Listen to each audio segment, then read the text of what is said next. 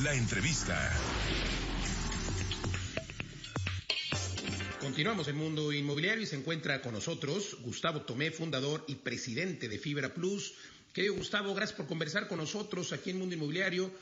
Sabemos que la coyuntura para el sector inmobiliario durante esta pandemia pues ha sido complicada. En Fibra Plus han implementado acciones efectivas para afrontar estos retos y ¿cuáles han sido los resultados de estas acciones? Cuéntanos. Luis, qué gusto saludarte a ti y a todo tu auditorio. En Fibra Plus estamos comprometidos en la ejecución de nuestro plan inicial de negocio y hemos visto una rotación importante en las preferencias de los activos por parte de los inversionistas. Y lo que hemos estado tratando de acoplar nuestras nuevas inversiones hacia allá.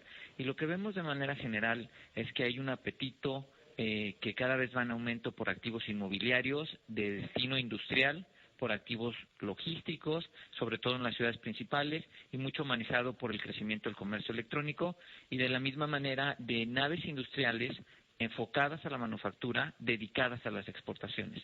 Y en contraparte, vemos que hay un desapetito y que cada vez tienen menos ganas de participar en el sector, sobre todo de retail y específicamente del que se puede transportar por medios de paquetería, ¿no? Como pueden ser bienes de consumo, como equipos, ropa y demás.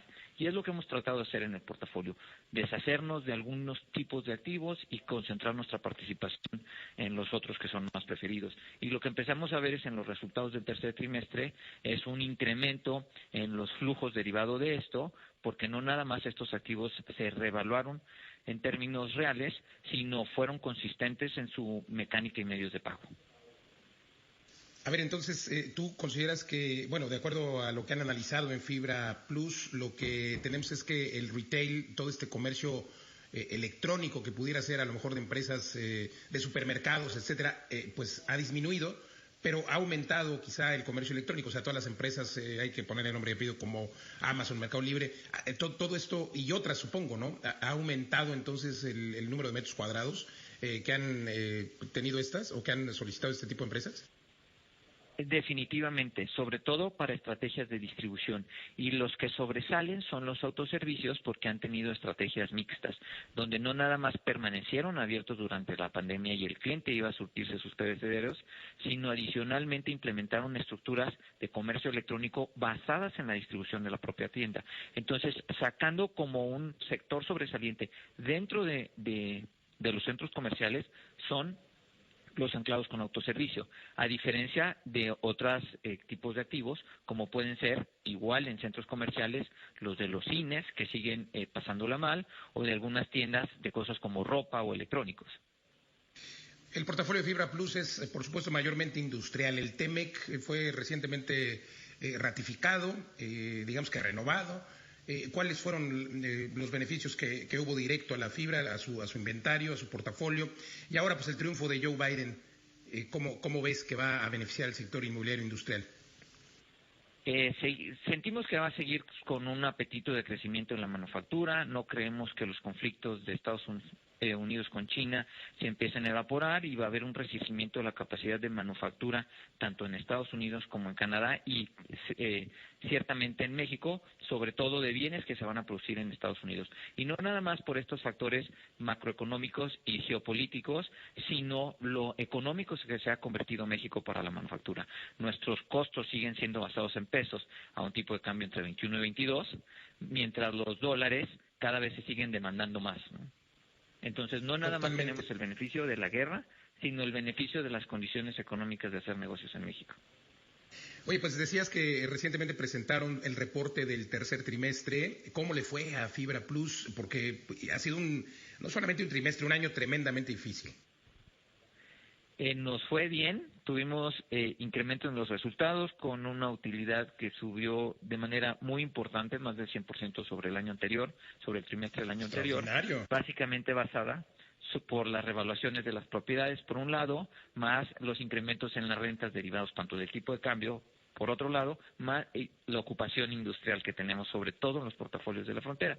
Y del resto de los portafolios estamos implementando estrategias de rotación. Otra clase de activos sobre la que estamos desinvirtiendo son los activos de oficina que la determinamos como clase B, que son muy buenas oficinas, muy bien ubicados, pero que sentimos que toda la empresa pequeña y mediana mexicana no la vamos a pasar bien, y esta clase de oficinas que atienden sobre todo este sector, pues puede pasarla un momento complicado antes de que empiece a resurgir, y rotaremos esas desinversiones a volver a mantener la concentración en más activos industriales y más activos anclados con autoservicio, al igual que los apartamentos en renta en ciudades principales.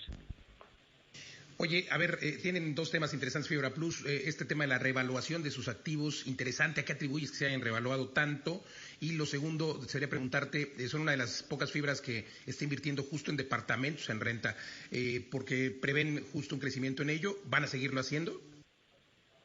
Definitivamente, lo que sentimos como motor más relevante para la demanda de los departamentos en renta es las preferencias del consumidor que está demandando la nueva vivienda de tener movilidad y compromisos a menores plazos.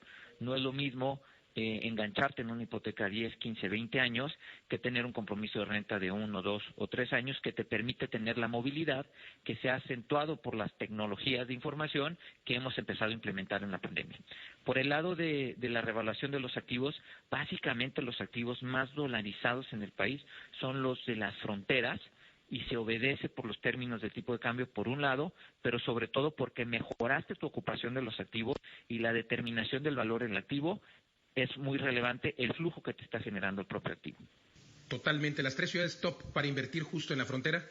En los activos industriales, aunque no ciertamente son fronterizos para nosotros, es definitivamente Tijuana, Ciudad Juárez y todo el corredor de Monterrey-Saltillo.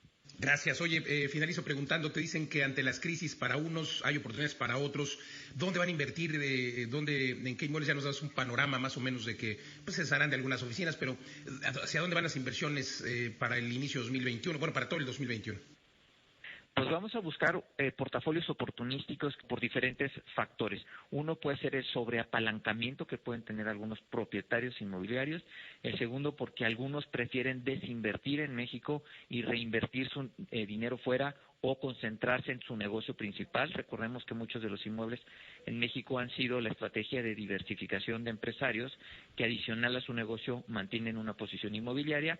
Y la tercera es nada más la concentración que queremos tener nosotros. Entonces vamos a seguir manteniendo este perfil en ciudades como Tijuana, Laredo, Ciudad Juárez y algunas otras ciudades secundarias fronterizas, crecer nuestra participación en Cabo, en lo que podamos incrementar en Cabo, México, Guadalajara, Monterrey.